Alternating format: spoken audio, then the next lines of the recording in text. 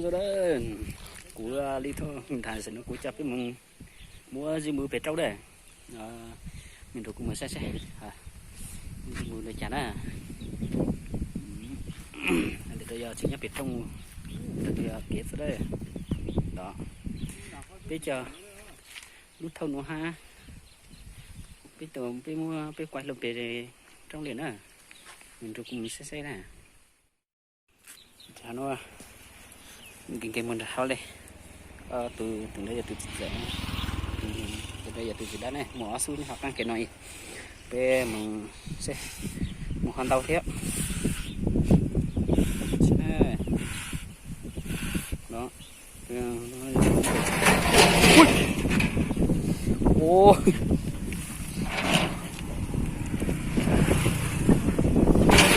chú chậm bơ thông minh chúa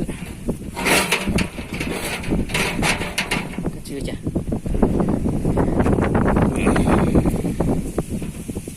có gì không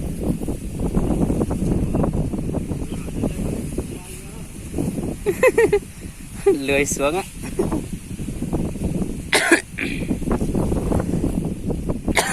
nó chuẩn bị một xe nữa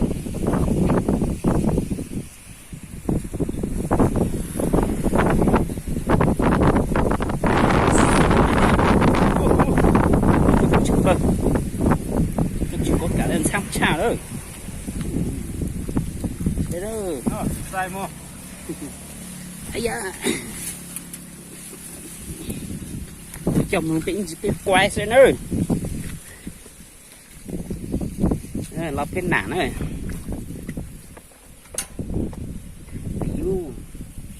cả sự nó mặc cắt chả lệ số black cô rất là nguy hiểm luôn ấy da nó lú chứ lo nó lo black tô ui ui ui cái biết mà sao để nó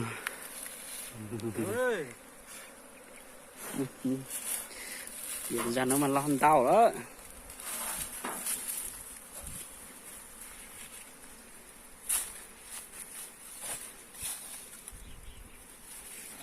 có đầy đó này nó nản á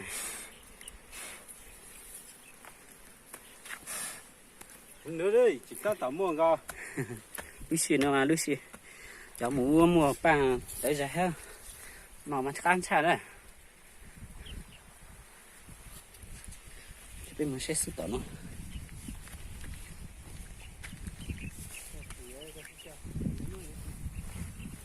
đây kiểu mũ chuyện tao chăm được nó đây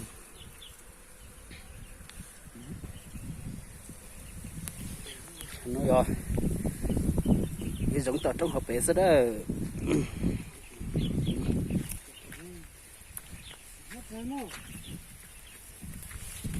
ok bởi anh để nuôi lúc thông ký với một ký lo gì nữa xin nụ nữa cái chủ tao mua lại nó yên cho dí sẵn luôn á xe nữa nó ký lên nó nữa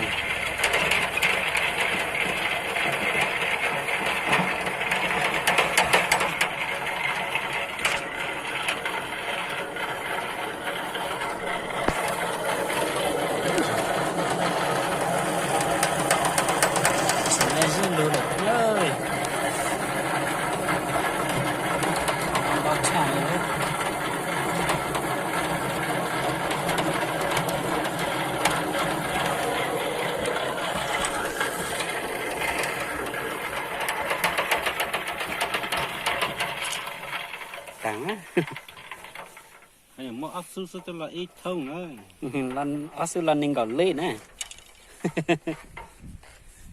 linh tinh nhỉ tao đâu khu số máy tôi cho cú đó mà cha sang tôi cho mẹ đó sẽ đợi đấy nhà luôn chả gì đâu mua nó mà phải mua phải trong lúa thôi chứ pha đường đấy Xin nhớ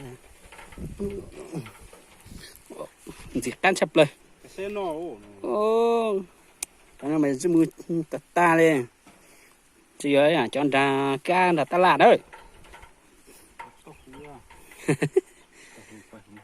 rồi nó đó tên nào lưu chậpเลยđó cú sĩ sen đó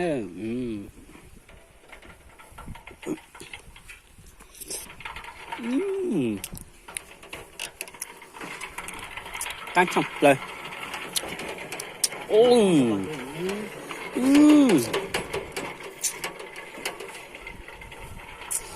cho chứ mừng nhớ bị trong rồi mà nó cá chậpเลยcá rồi cho thằng sữa lên tao té nữa đi thì gió tao nên làm cái chỗ cũ tôi sữa tao là nhà hai lính mong cho tao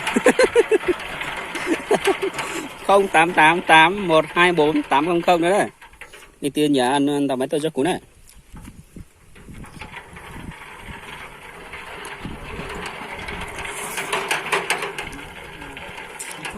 cái gì mua mà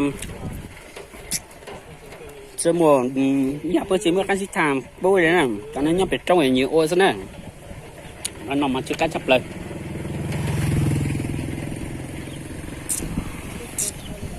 cái này to trong hấp về tiền đó chỉ mua đàn ru đó sẽ đời xa nữa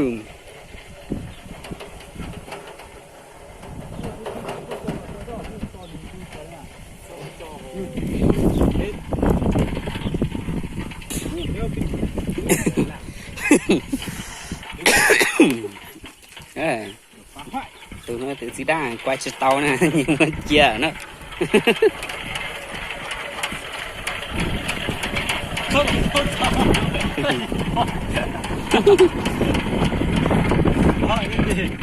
cái đó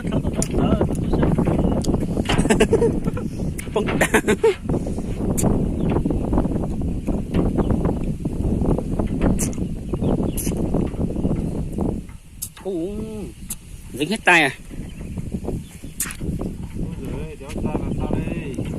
dạ không phải là cái này nó nặng quá chưa đúng chiều à đúng nhưng mà nặng quá mình thấy chúng mình tao chọc rồi quay chiếc tăng ấy chứ như chỉ tỏi lên là tiếng rồi lẩu chăm lời đây ơi cho nó cái gì muốn nó nhấp bên trong làm lẩu cha đấy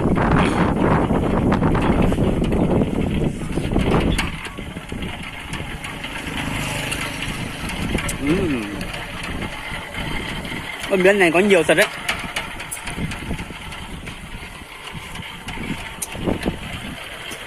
cái nó đặt chít tay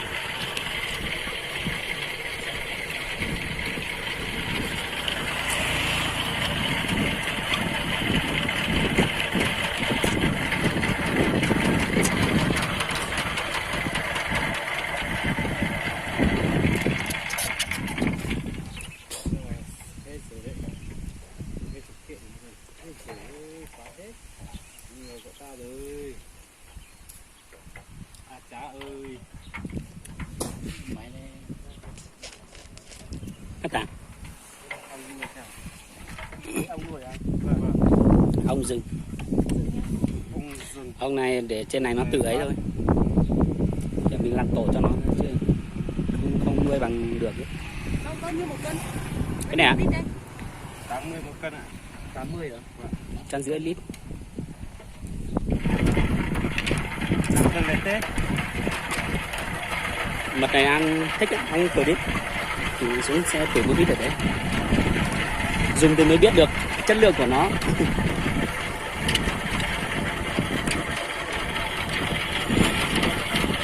tức là mình tổ ở đây chứ vâng mình làm tổ ở đây thôi vâng ở trên đất này mới từ có cái sai này mình cái gì mình nói thế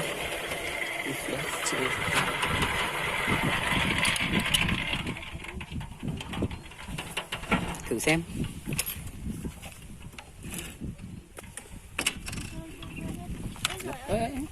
có sao không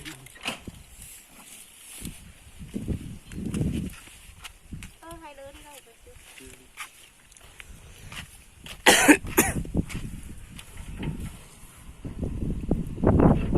vậy là bắt hết rồi bắt quay mật ong.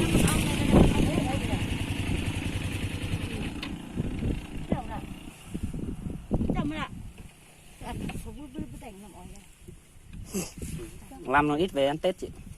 Nuôi à, nuôi đường à? Không nuôi đường, nó tự ấy thôi. Đây chỉ có nuôi hoa tự nhiên thôi, không có đường. Lấy ở đâu về đây? Làm tổ đấy. Tổ trong này mà. Ở dưới này lên à? Vâng. Cho còn lại em. Túi ở đây à? Dẫn xe vào ở dưới đường này để họ Đi. Cái này là bản chất lượng luôn. cái Bắt tiền 1 lít vậy anh? 80.000 một cân. Cả này á, cả tủ này á? Không chỉ Nó một cũng mật. nguyên nước không gì thôi. Và nguyên nước thì Nhưng mà đây không có cân thì em lấy thế nào? nếu lấy thì Cân đi đâu? lấy cân thôi. Ngay đây thôi mà. Ở dưới nó cắt này thôi. 80 1 lít này à? 80 một cân, 1 lít là 150.